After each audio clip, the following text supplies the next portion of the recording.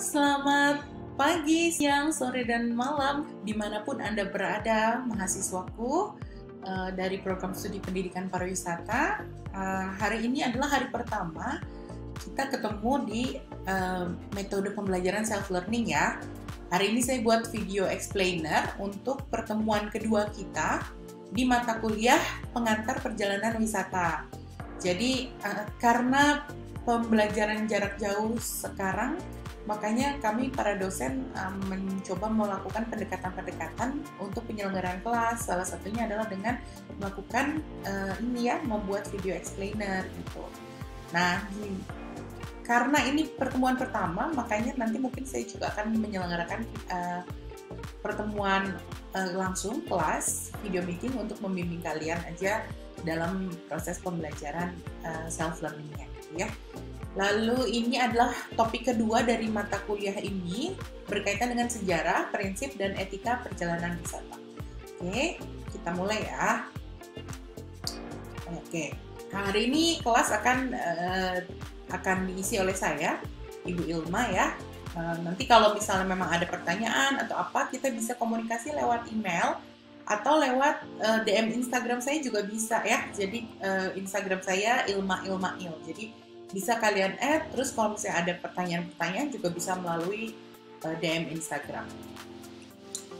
Oke. Pertama adalah kita harus memahami pariwisata itu adalah bagian daripada industri hospitality ya, industri jasa pelayanan.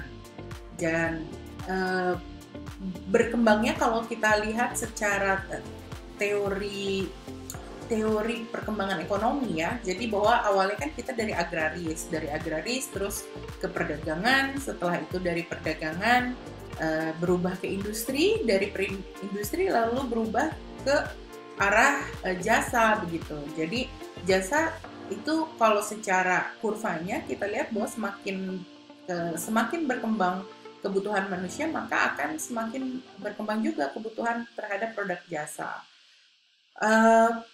Lalu pariwisata ini salah satu industri juga di bagian industri jasa yang juga dia punya sifat bisa padat karya ya, jadi dia membuka lapangan pekerjaan begitu. Dan untuk beberapa negara pariwisata sudah menjadi tulang punggung perekonomian, dan perlahan-lahan Indonesia pun begitu gitu. Yang tadinya Indonesia banyak bergantung pada hasil alamnya, minyak bumi, batu bara, pertambangan begitu, sekarang mulai berpindah ke pariwisata. Dan ini adalah konsep mengenai pariwisata dan perjalanan gitu ya. Jadi kalau kita tahu yang termasuk ke dalam pariwisata itu sebenarnya adalah pergerakan sementara dilakukan orang ke tujuan di luar daerah asalnya, domisilinya atau tempat kerjanya.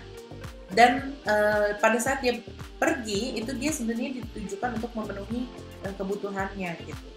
Dan pergerakan yang dilakukan oleh wisatawan itulah yang sebenarnya disebut dengan perjalanan wisata.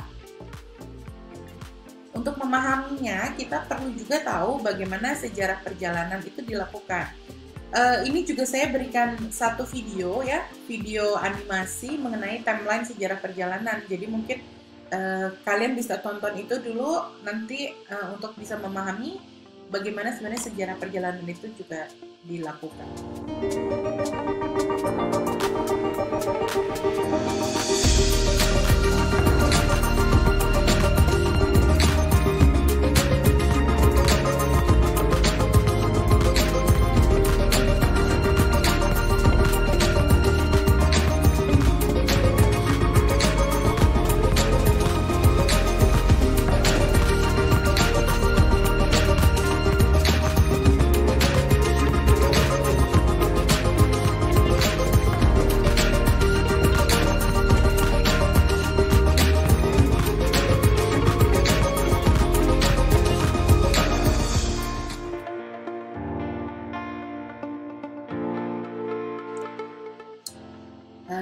Sejarah perjalanan wisata, di mana pejalan di masa purba ini bermigrasi untuk makanan dan mengikuti buruannya, atau tujuannya adalah untuk memenuhi kebutuhannya, gitu ya. Jadi sebenarnya manusia itu secara naluriah, karena dari kita dari zaman purba manusia sudah melakukan perjalanan gitu ya.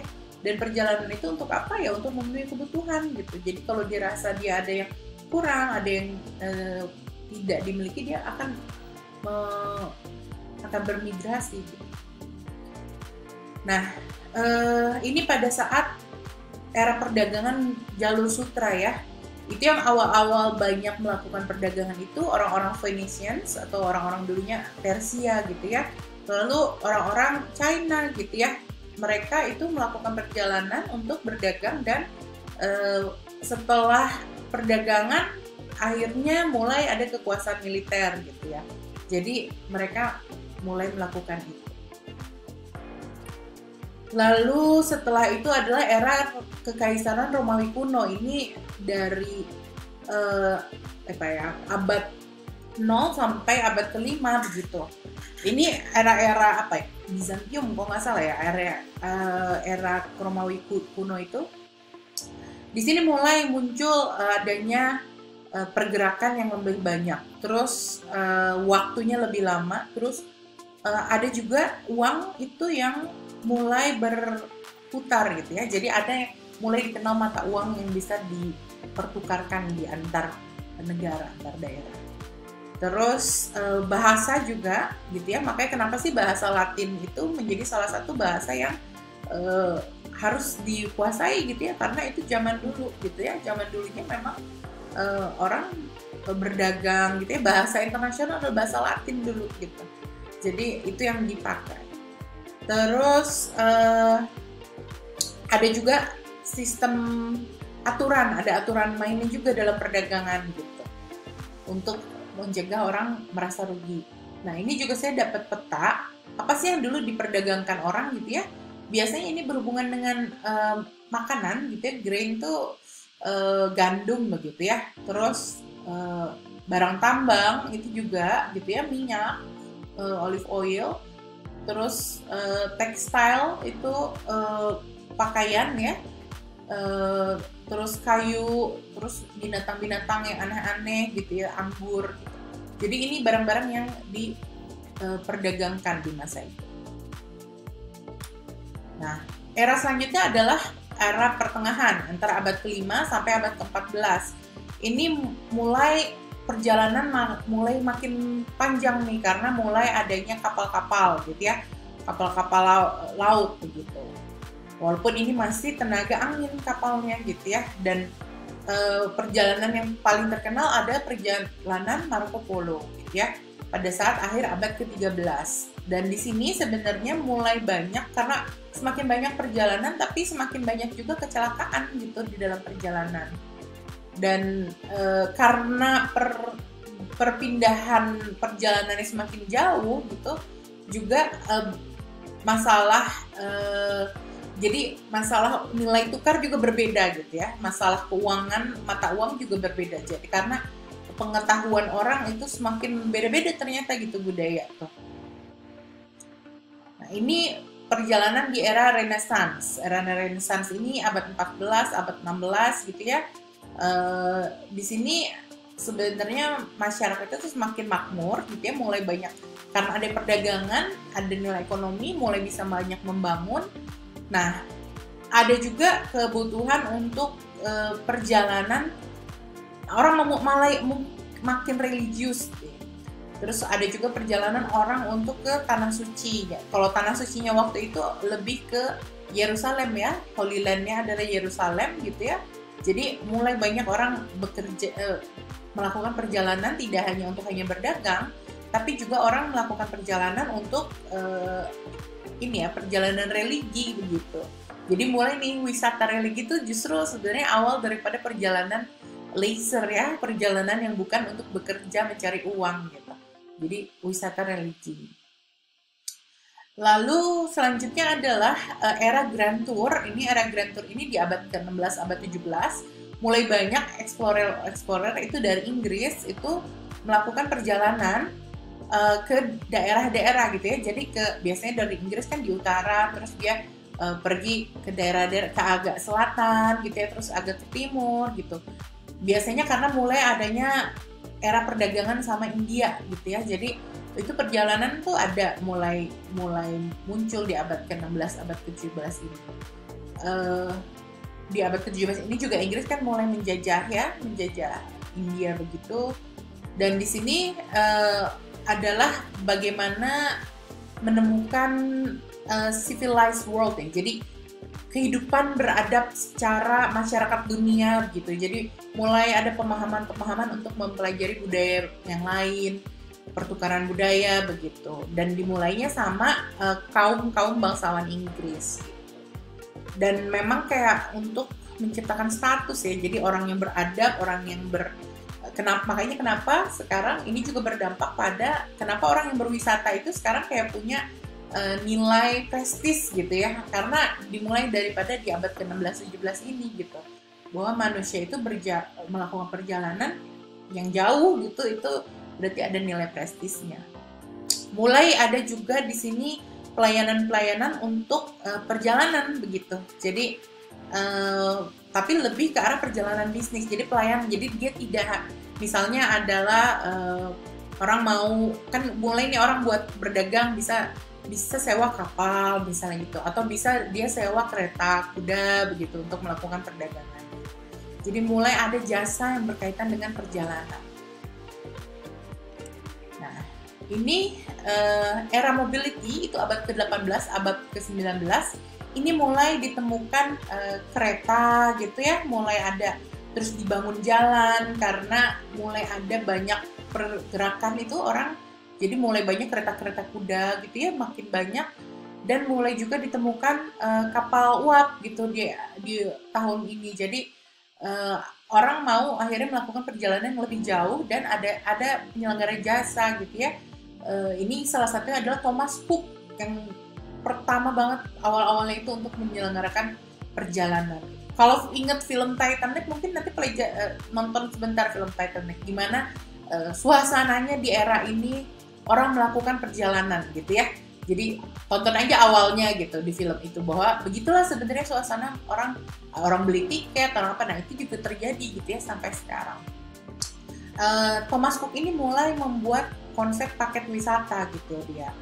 Terus buat paket-paket untuk yaitu traveling massal. Biasanya dia pakai kereta gitu. Dia mulai kan ada dibangun jalur kereta. Nah Thomas Cook dia pakai kereta dia jalan. Terus mulai juga ditemukan kendaraan-kendaraan mobil gitu ya, sama penerbangan gitu. Jadi Wright bersaudara, terus Ford itu mulai membuat mobil. Nah di era modern itu di tahun 1940-an, jadi era setelah Perang Dunia ya, itu makin banyak orang itu berwisata untuk leisure gitu. Jadi untuk berwisata, perjalanan itu untuk berwisata.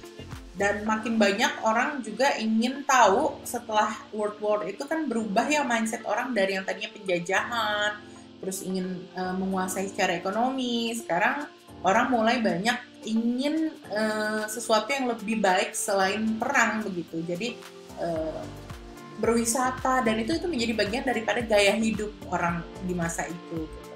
Nah terus ditemukannya juga pesawat jet gitu di tahun mungkin kayak tahun 70-80-an ya, sekitar tahun itu ditemukan pesawat jet dan dia semakin mempercepat waktu tempuh ya. Akhirnya waktu, uang itu juga bisa dihemat. Jadi orang semakin banyak melakukan perjalanan dan semakin banyak orang melakukan perjalanan itu ke arah mass tourism akhirnya. Nah, ini juga sedikit menurut saya ada terjadi perubahan setelah adanya perkembangan era digital gitu ya. Jadi di tahun 2000-an mulai banyak ada perkembangan mobile phone, terus ya akhirnya menjadi smartphone gitu. Era-era digital ini muncul perubahan dalam pola perjalanan begitu. Orang akan perjalanan dalam waktu lebih pendek begitu ya. Terus yang dulu mungkin orang bisa perjalanan itu berbulan-bulan, dulu 2 minggu kita melakukan grand tour gitu di Indonesia. Sekarang waktunya lebih pendek-pendek, dia bisa hanya 5 hari gitu di Indonesia. Nah, dan perkembangan bisnis juga berubah gitu ya, jadi ini juga merubah pola perjalanan. Dan perkembangan media sosial ya, dari digital itu kan akhirnya berkembang juga media sosial, dan akhirnya juga dia memberikan perubahan terhadap kebutuhan manusia gitu ya. Yang tadinya dia karena nggak ada media sosial, dia nggak peduli orang pergi atau gimana, tapi dengan ada media sosial dia ngeliat orang pergi, ada muncul needs-nya gitu ya, kebutuhan orang untuk berpergian. Makanya kemarin pada saat sekarang ya, di era COVID ini mulai berbeda. Nah, ini adalah mini quiz ya. Jadi nanti perkuliahan hari ini kalian juga akan mengerjakan mini quiz. Nah, ini baru soal pertama ya. Nanti ada pendek kok sedikit, tapi saya ingin kalian menjawab akan seperti apa sih sebenarnya perjalanan di era post-COVID gitu ya. Saya ingin tahu kalian dapat berita apa, mungkin baca berita apa. Saya ingin tahu gimana sebenarnya menurut kalian nih setelah kalian tahu tadi sejarahnya begitu, gimana sebenarnya sekarang perjalanan di era COVID gitu. Saya pengen dengar pendapat kalian. Nah, ini kita masuk ke bagian kedua adalah prinsip perjalanan ya. Nah, perjalanan sendiri kan kita sebut bahasa Inggrisnya travel gitu ya. Intinya adalah aktivitas berjalan, dia berpindah dari lokasi geografis yang satu ke yang lain itu dengan tujuan tertentu dan waktu tertentu. Jadi ada variabelnya adalah lokasi, terus ada motivasi, tujuan dia, sama ada variabel waktu gitu ya. Ada 3 variabel yang mempengaruhi perjalanan. Nah, ini bagaimana geografi itu melihat dunia seorang pejalan ya. Pertama adalah secara fisik gitu ya, bahwa natural ya. Jadi secara natural fisik kan beda fisik, beda tempat ya, itu secara fisik. Lalu kedua adalah berhubungan dengan human geography, bagaimana orang yang berbeda tempat itu juga sebenarnya bisa berpengaruh terhadap perbedaan budaya, perbedaan misalnya gini, orang yang tinggal di pinggir pantai sama orang yang tinggal di gunung, tentu dia ada punya karakteristik manusia yang berbeda gitu ya. Nah, ini yang distudi dalam studi human geography. Lalu berhubungan juga dengan regional geography gitu ya, bagaimana hubungan antar fisik dan human itu membentuk suatu regional. Ya mungkin membentuk suatu negara, membentuk satu kabupaten, seperti itulah. Jadi ada sistem, ada secara fisik dan ada secara sosial kemasyarakatan, dia membentuk suatu region gitu. Makanya disebut region kalau di luar negeri ya, bukan provinsi, bukan apa, tapi region. Nah, ini ada model Lepers ya, bahwa sebenarnya model ini istilahnya ya Lepers model of tourism gitu ya. Bagaimana sebuah kepariwisataan itu bisa terjadi, perjalanan wisata bisa terjadi karena ada 2 faktor. Pertama adalah faktor push factor sama pull factor. Faktor pendorong sama faktor penarik. Faktor pendorongnya itu apa sih? Yang berhubungan dengan faktor-faktor yang dari daerah asal wisatawan gitu ya. Lalu faktor penariknya itu apa? Sebenarnya adalah faktor-faktor dari destinasi wisatanya. Dan yang menghubungkan antara 2 faktor ini adanya transit route gitu ya. Jadi adanya ada yang menghubungkan antara 2 ini. Apakah itu bentuknya adalah transportasi atau misalnya komunikasi gitu. Jadi media informasi itu juga berpengaruh tuh terhadap transit route. Nah, pada saat keberangkatan turis atau disebutnya departing turis gitu ya, ini berpengaruh. Lalu pada saat dia berpindah lagi, ini atau dia pulang itu juga berpengaruh gitu ya transit route-nya. Apa aja sih yang ada di push factor itu berhubungan dengan pelayanan tiket misalnya gitu ya, pelayanan travel agent gitu, atau mempromosikan destinasi. Nah, ini adalah bisnisnya orang-orang perjalanan wisata nih di sini di push factor. Tapi dia juga bisa ya di pull factors itu juga bisa ada lokal operator ya, turis operator itu ada di pull factors. Dia juga berhubungan dengan fasilitas-fasilitas yang mendukung dari perjalanan wisata.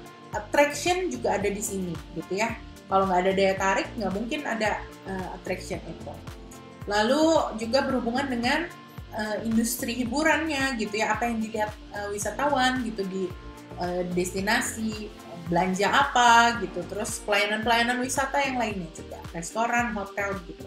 Nah, keseluruhan faktor-faktor ini dia juga berpengaruh terhadap lingkungan tentunya ya. Semua bisnis-bisnis ini juga akan berdampak pada lingkungan, baik itu secara fisik, secara teknologi, secara sosial, secara budaya, juga secara ekonomi dan secara politik.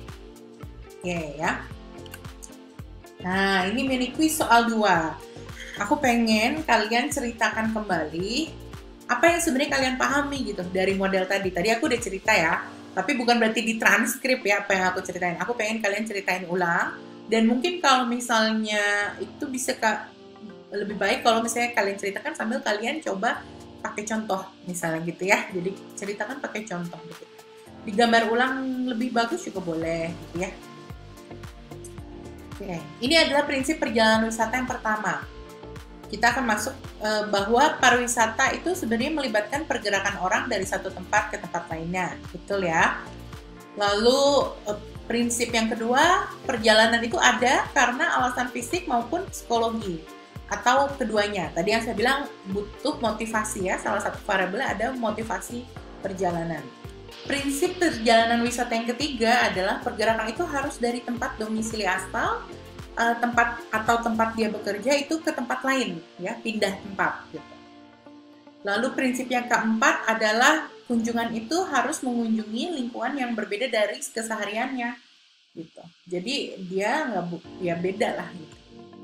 Lalu minimal durasi kunjungan itu harus minimal 24 jam atau 1 hari di tempat yang dikunjungi, baru dia disebut perjalanan wisata. Waktu kunjungan juga tidak lebih dari 1 tahun gitu ya. Kalau bisa memang dia tidak lebih dari 1 tahun, karena kalau lebih dari 1 tahun dia udah menetap artinya dia pindah domisili. Prinsip yang ketujuh adalah adanya keterlibatan wisatawan itu pada aktivitas tertentu. Prinsip yang ke-8, wisatawan ini selama proses perjalanannya itu tidak mendapatkan nafkah sebagai imbalan jasa atau pekerjaannya. Prinsip yang ke-9, selama dalam perjalanan akan tumbuh kebutuhan. Nah, keseluruhan pemenuhan kebutuhan itu akan membentuk pengalaman wisatawan gitu. Jadi yang disebut tourist experience itu adalah dari awal dia perjalanan sampai dia balik lagi ke tempatnya, itu adalah sebenarnya pengalaman berwisata. Prinsip perjalanan wisata itu yang ke-10, nah, karena dia punya kebutuhan, maka dia akan mencari pemenuhan kebutuhan dan usaha-usaha yang dia konsumsi gitu ya, produk-produk, jasa ataupun barang yang dia konsumsi selama dalam perjalanan wisata itu akan bervariasi dan membuka kesempatan buat orang untuk melakukan usaha wisata gitu ya, untuk memenuhi kebutuhan wisatawan. Lalu wisatawan itu akan mengeluarkan uang untuk memenuhi kebutuhannya. Jadi ini mulai adanya proses transaksi ekonomi gitu ya. Ini yang membuat pariwisata ini bagian daripada ekonomi juga gitu. Jadi dia bukan hanya masalah perjalanan, tapi dari perjalanannya dia berdampak secara ekonomi. Nah, selama perjalanan juga wisatawan akan berinteraksi dengan berbagai macam kelompok sosial. Dari usaha orang yang buat usaha pelayanan wisata sampai masyarakat lokal gitu aja, karena dia nggak mungkin tidak berinteraksi gitu, dia nggak akan mungkin gitu. Prinsip yang ke-13 adalah wisatawan akan mengonsumsi segala pemenuhan kebutuhannya yang disediakan oleh usaha wisata. Nah, produk yang dia konsumsi itu bisa yang sifatnya natural atau artifisial atau buatan ya. Jadi misalnya atraksinya bisa natural, ada budaya yang real, tapi juga sebenarnya bisa buatan. Ya dibuat pertunjukan atau misalnya wisata buatan ya, tema kayak theme park gitu, taman bermain gitu bisa. Nah, bisa memenuhi kebutuhan wisatawan secara langsung maupun tidak langsung. Kalau misalnya yang tidak langsung, misalnya kalau secara langsung jelas ya, apa wisatawan butuh makan, dia akan ke restoran mengkonsumsi langsung. Tapi kalau secara tidak langsung, misalnya berkaitan dengan untuk menciptakan suatu hotel yang bersih misalnya gitu ya, akhirnya akan dibutuhkan peralatan pembersihan, zat-zat produk-produk pembersihan misalnya gitu ya. Nah itu kan sebenarnya akan menjadi konsumsi wisatawan secara tidak langsung. Jadi itu kenapa di pariwisata itu punya nilai multiplier effect, karena pariwisata itu menciptakan menciptakan kondisi ekonomi gitu ya. Pariwisata itu menciptakan sebuah transaksi ekonomi, dan di balik transaksi ekonomi itu juga meningkatkan permintaan kan terhadap suatu produk dan jasa gitu. Karena wisatawan kan bukan masyarakat lokal, akhirnya dia bisa meningkatkan permintaan konsumsi itu. Nah, nilai permintaan konsumsi itu dia juga punya dampak multiplier effect gitu, dampak pengganda yang disebut dengan di sini mengkonsumsi secara tidak langsung. Prinsip yang ke-14 adalah selama proses pelayanan jasa dan produknya, wisatawan juga memiliki keuntungan gitu ya. Jadi juga dia tidak hanya mengeluarkan uang ya atau biaya yang ditemukan, tapi sebenarnya dia juga ada keuntungan karena kebutuhan dia itu terpenuhi gitu ya.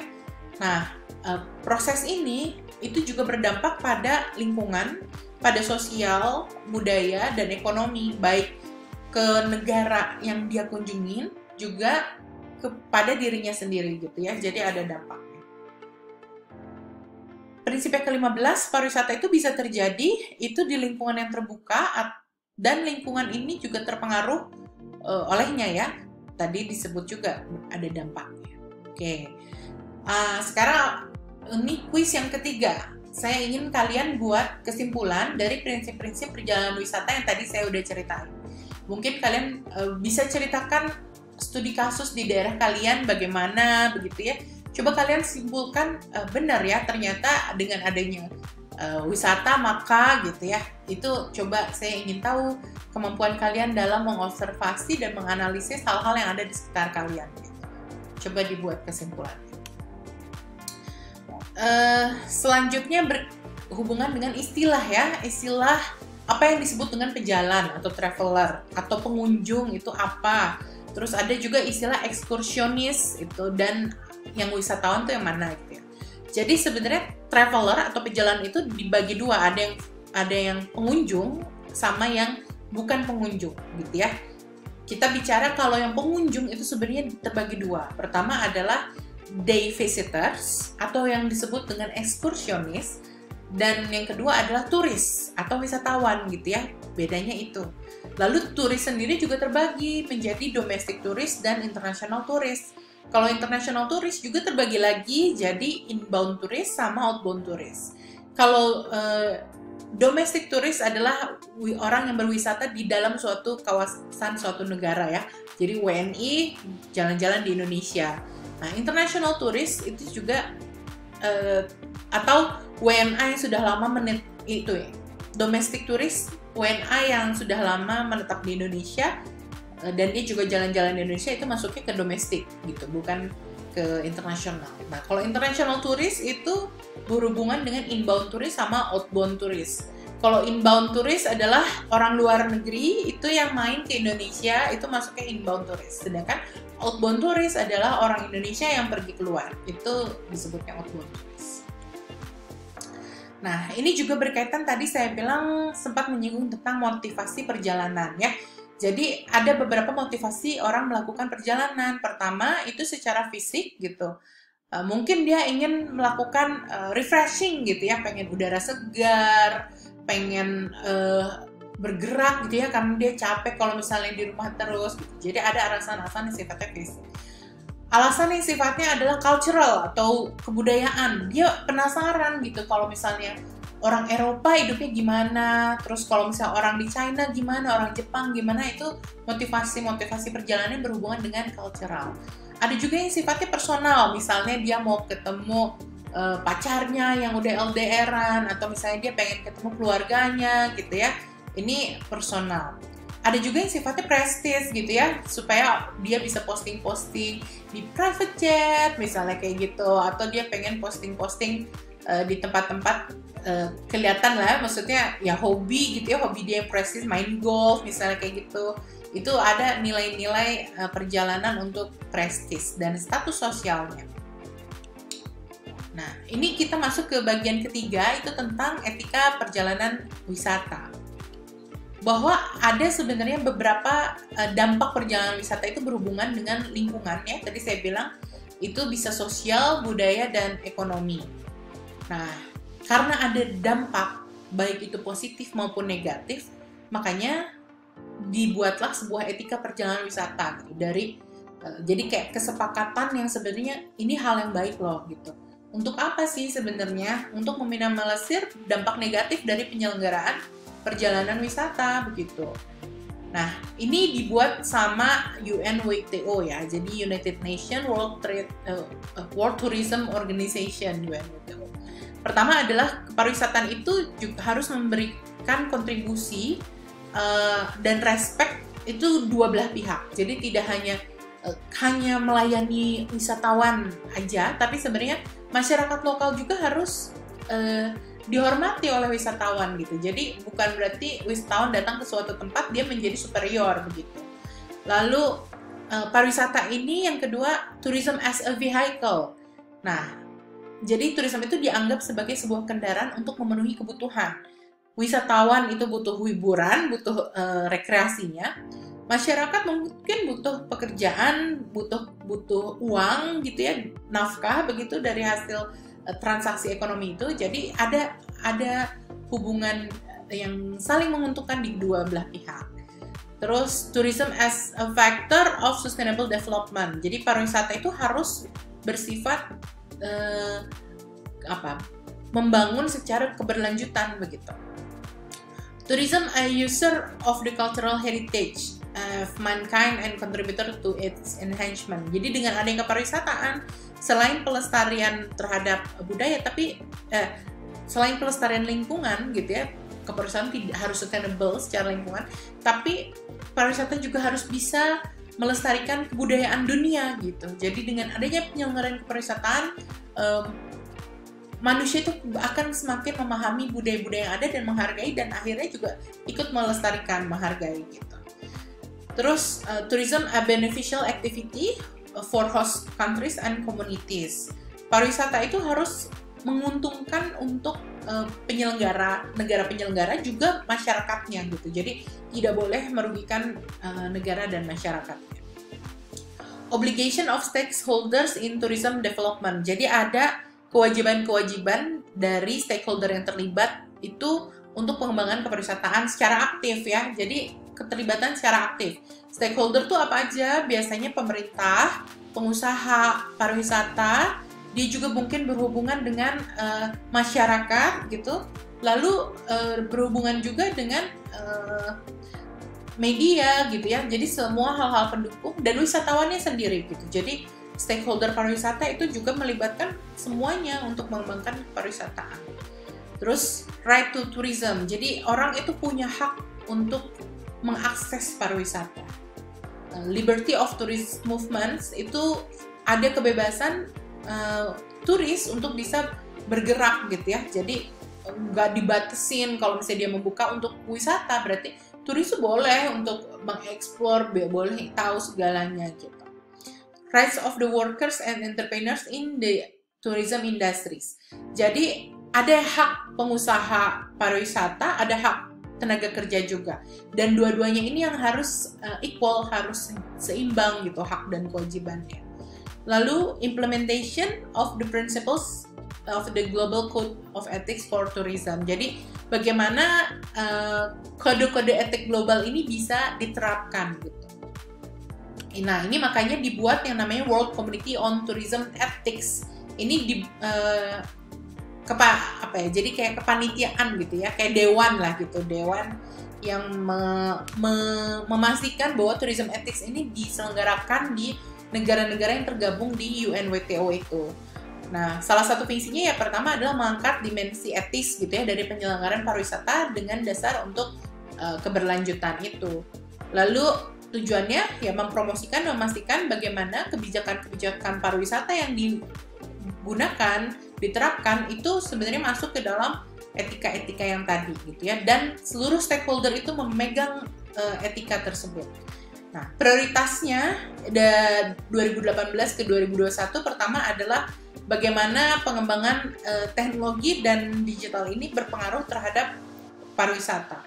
Lalu juga isu mengenai overtourism gitu ya, dan keberlangsungan. Isu lain adalah pekerjaan yang layak dan perkembangan yang inklusif. Jadi semua itu harus kebagian pada saat itu berkembang. Dan yang keempat, isunya berkaitan dengan gender ya, jadi kesetaraan gender dan pemberdayaan sosial ekonomi masyarakatnya. Nah, coba ini mini quiz lagi soal 4 gitu ya, berkaitan dengan etika perjalanan wisata. Coba cermati tentang perjalanan wisata gitu ya. Mungkin pernah baca berita atau misalnya memang ada di daerahmu gitu. Ada nggak kalian pernah nemukan gitu ya praktik-praktik perjalanan wisata yang menyimpang dari kode etik global pariwisata tersebut gitu? Coba diceritakan. Nah, ini ketentuannya ya, petunjuknya. Nah, ini tugasnya tugas individu. Kalian coba dibuat jawaban-jawaban itu di Microsoft Word aja ya, di minimal 5 halaman lah. Jangan lupa sebutkan nama kelas sama NIM-nya gitu.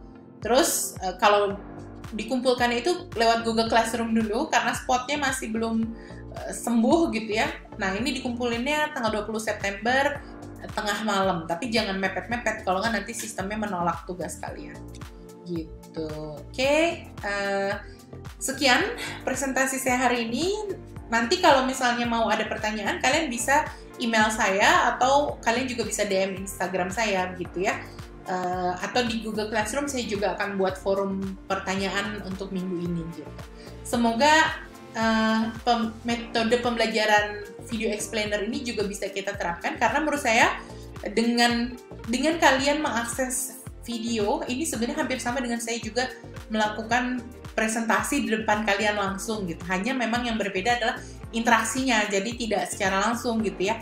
Tapi nggak jauh beda karena kalian juga mendengarkan penjelasan saya gitu di lewat video. Dan kalau misalnya bedanya sama video meeting apa? Kalau video meeting nih bandwidth-nya, satu, kalian akan menerima ya. Kalian menerima video saya, tapi kalian sebenarnya juga mentransfer kuota nih ke saya. Jadi sebenarnya kuotanya kayak dua arah. Sedangkan kalau hanya ngeplay video itu kalian hanya menerima. Jadi hanya satu arah sebenarnya biaya yang kalian tanggung. Jadi seharusnya lebih hemat ketimbang kalau kita melakukan video meeting gitu. Jadi saya berusaha semoga kelas bisa terus berjalan, tapi kalian juga tidak menanggung biaya terlalu banyak.